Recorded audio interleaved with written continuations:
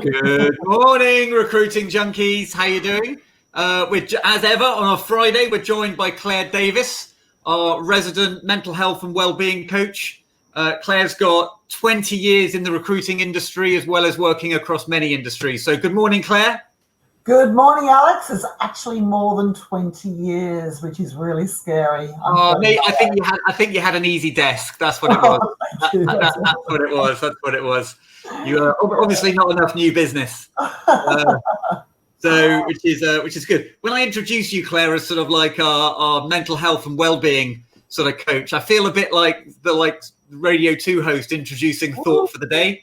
So, I expect that sort of monologue of it's been troubling times and we have to remember Jesus and what he did and blah, blah, blah, blah. So but we're better than that. We're better than that. So which is good. We could get that. We could sort of get some sort of like faith person to sort of present and talk about the role of faith. Although I'm not sure whether that'll win or lose the audience. So to be fair, I'd be itching to sort of ask difficult questions because that's what I do in those situations. So I remember I used to have a guy I used to walk my dog on the field with who was in Bristol. They've got 3 seminaries, and they're all within about a mile of where I live.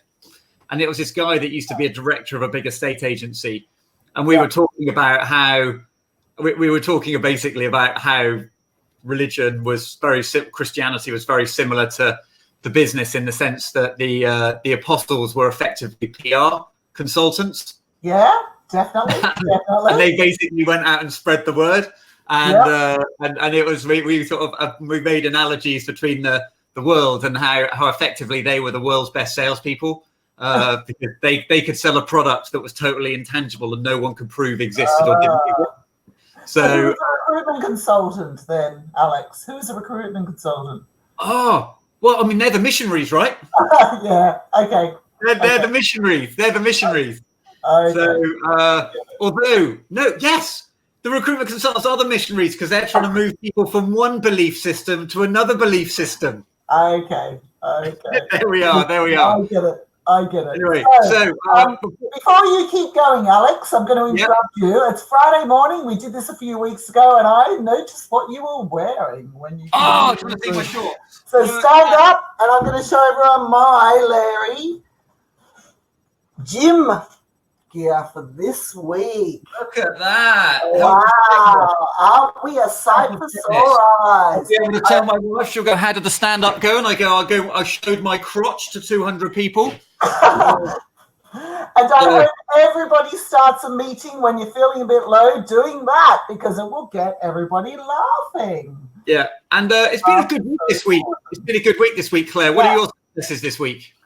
I've had quite a lot of successes this week. I had my 2 workshops went really well on Wednesday, and one of them has led to me now delivering that workshop in-house for a client a couple of times for their team leaders, as well as write a program for that client. So I am really excited about that. What about you? What's been your biggest success? My biggest success is I think I finally puzzled through a way to make some money from the recruiting gym.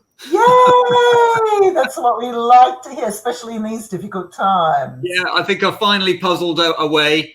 And I've got a couple of new coaches on board. So we're starting a startup zone. So we think there's going to be thousands of startups as a result of this. What I'm hearing is that recruiters that have been made redundant are like, you know what? I'm not like, why would I go get another job for 20K where I've been doing it for a couple of years? I'm just going to start up on my own.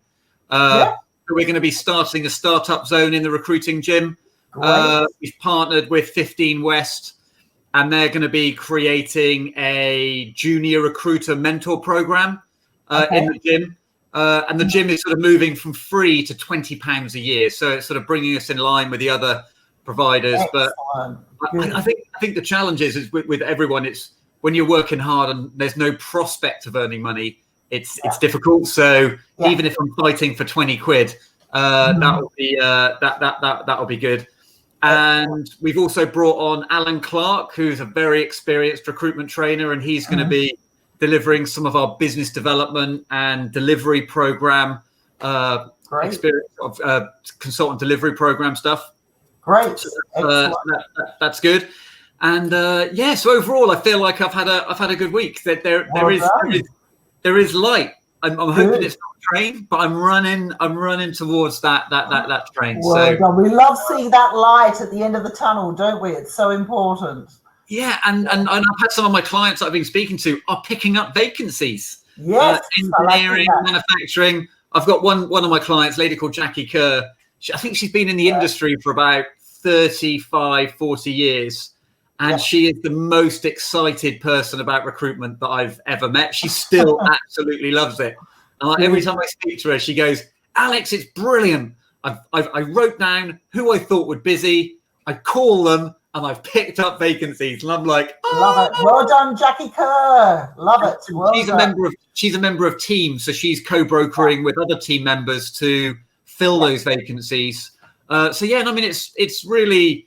I think people are starting to get their head around it. Now it's not a bed of roses, but there is light. There is light. And I love the fact that Jackie is collaborating with other people, because we need to collaborate all the time, let alone in these times especially. Not just think, no, I need to have it all myself. Let's collaborate, help each other, because then more heads are better than one head. Definitely. Exactly.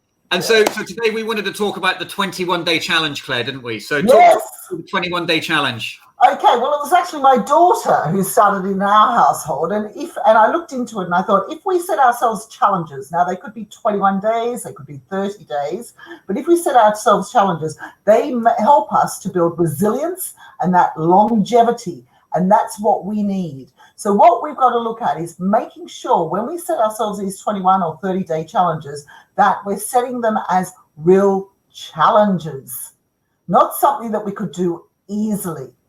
So anything that could challenge us, it could be in the recruitment industry, something that could challenge us. It might be making those how are you calls, 3 of them a day, could be a huge challenge for us, or it could be something quite personal. And in doing these challenges, we're breaking habits. We are helping ourselves to break habits and develop good, new, positive habits. So I was always brought up, Claire, and the saying was, it takes 21 days to form a habit. I knew you were going to say that, Alex, because everybody says that whenever I say this. And you are wrong. You're wrong. Research has shown a wonderful psychologist called Philippa Lally from the University College London has proven that it takes anywhere between 18 and 254 days to either break a habit or form a new habit. So, I guess if you're looking at it from that perspective, then you could argue some habits are never broken because they're probably addictions. So like smokers form a habit not to smoke, but there's something in their head that makes them always a smoker. And that's why it's up to 254 days, because of those addictions. Because, if you think about, okay, I'm going to develop a new habit of eating an apple a day. It's quite easy compared to something that's quite an addiction, which is quitting smoking. Yeah. So it's about 18 months ago, I basically gave up refined sugar. Well, I didn't give it up. I basically said I went from having probably 1,000 calories to 1,500 calories a day of refined sugar type products to basically I was allowed 2 desserts a week. Wow. And so, which was hard. I eat a lot of nuts and a lot of fruit, carrots, that sort of stuff. So that worked. But even now, after dinner, my brain ticks into I need some sort of sugar. I have lapsed in the last couple of weeks. I'm probably having 4 desserts a week now. Yeah. And it's gone from like 1 scoop of Haagen-Dazs to basically half a pot. Well, funny you say that. One of my habits, oh my goodness, I'm the opposite to you. One of my habits that I'm breaking, and I started it 2 weeks ago, is to not eat refined sugar for 21 days. So I'm halfway through, which is very exciting. And I'm feeling like a different person. And funny enough, last night, Alex, the same as you, after dinner, the kids are having their puddings, and I'm there going, I would just love a scoop of that ice cream. Wouldn't that be great? But one of the best philosophies I've come across around habits is you can't break a habit, but you try and replace it. So what I've started to do is instead of pudding, what I do is I'll chop up an apple, or have a handful of almonds. Right. And the idea being is I still have that it's a bit like smokers go from smoking to chewing gum, or smoking to chewing gum and clicking a pen because they want something to do with their mouth and their hands. And developing those positive habits. And through COVID-19, we want to be developing positive habits, because if we develop positive habits, it affects our mental health positively. And mental health can either be negative or positive, and we're aiming at having positive mental health. Yeah. So I always love the phrase brainwashing, because actually I say brainwashing in of itself is not a bad thing. It just depends what you're putting in the washing machine. And so by forming new habits, what you're trying to do is positively brainwash yourself, by reforming things. But day to day, we might negatively. So like when I used to sell educational books in America, we'd talk a lot about self-talk and what records are you playing to yourself. So for instance, I got in the habit over the last 4 weeks is everyone would always go, how's business? And I would go, it's burned down and I'm trying to blow some life into it. The ashes. And it was a great phrase, and it sounded cool and it made everyone laugh. But the reality is that it was probably reinforcing the fact that my business as I knew it had burned down, and it wasn't making me feel good. So I don't really say it anymore. I talk. I have a better sort of narrative in terms of what I'm doing. And actually, all of mental health is about having a better narrative, a better mindset, because if we're thinking positively, we're going to be speaking positively and acting positively. Okay. There's the book by a chap called Paul McGee, Sumo, and Sumo stands for shut up and move on. And his sort of premise is the fact that we play records in our head, and the records in our head are the records that we believe. And basically you've just got to change those records. So like when I started traveling a lot with my job, people would always go, how do you find the travel? And I'd always go, I find the travel hard. And then lo and behold, it kept feeling hard. So what I then did is like, I really love this job. The travel's not great, but I love this as well. And I changed the record, and suddenly travel didn't seem as bad.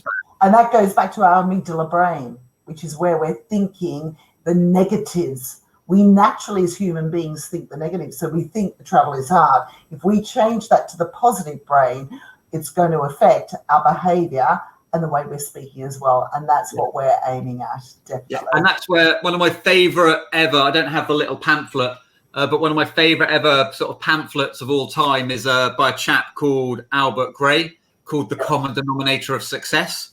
And if you take out the fact that it was written in 1940, and so he only talks about men and habits are related to men. So if you replace men with people, or them, or they, just putting that out there when you read it, because it's 80 years ago. It shows how far we've come in 80 years. But what he talks about is that he talks about two things that I like. First one is that if we don't consciously form good habits, we subconsciously form bad ones, which reinforces what you're saying there. So we've got to be conscious in taking the path less travel, because the default isn't always good.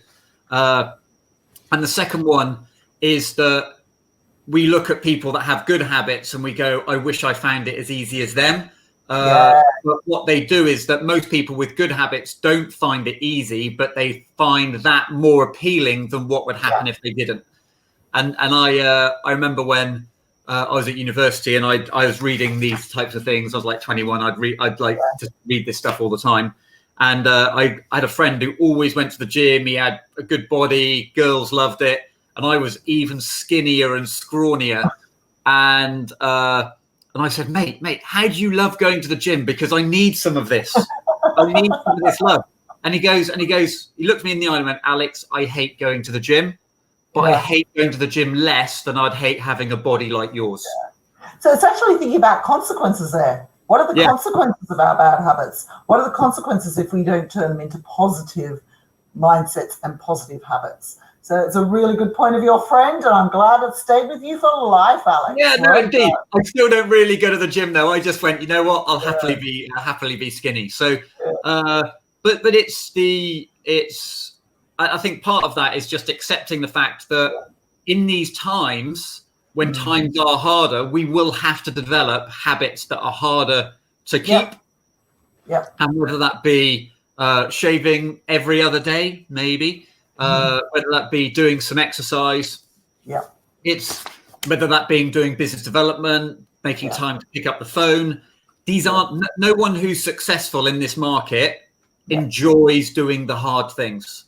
They might tell you they do because that's the narrative they play to themselves, but they just like doing that more than they like doing the other thing. And they probably like the outcomes of it. They probably love the fact and are motivated by the fact that then they have achieved something, then they've actually seen the results, and then they've got the monetary value. So it's the outcome of it, even though it's difficult. So well put, very, very well put.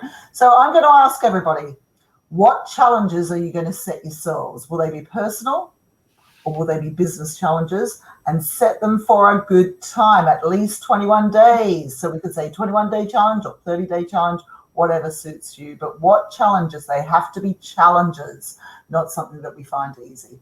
Oh, my everyone always asks, what's your New Year's resolution? I always go to make my bed, which is a very easy one.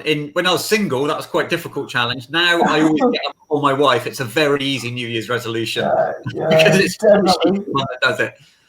So my husband does mine. We're two alike, Alex. My husband does mine. I hate making a bed. But you're up before most people go to bed.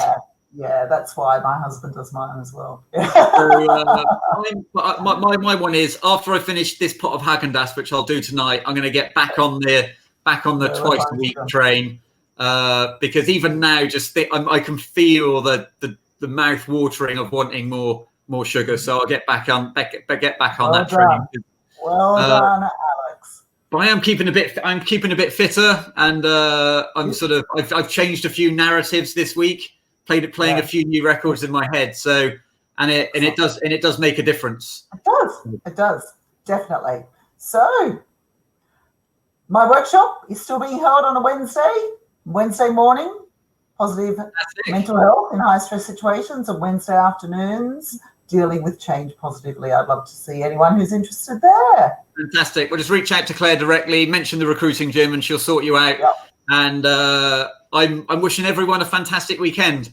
I love the recruiting gym community, and I love doing the daily stand-ups. I had someone yesterday who was like, Alex, aren't you finding it difficult committing yourself to 9 a.m. every day? And I'm like, no. Like, I actually, this is the start of my day.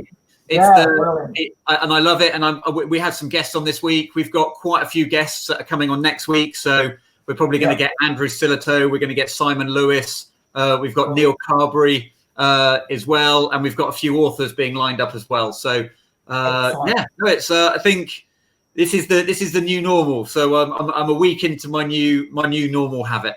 And you're doing really well. And thank you to everybody from the recruiting gym community for supporting us. No worries. Thanks a lot, everybody. Have a great weekend. See you later. Bye. Bye.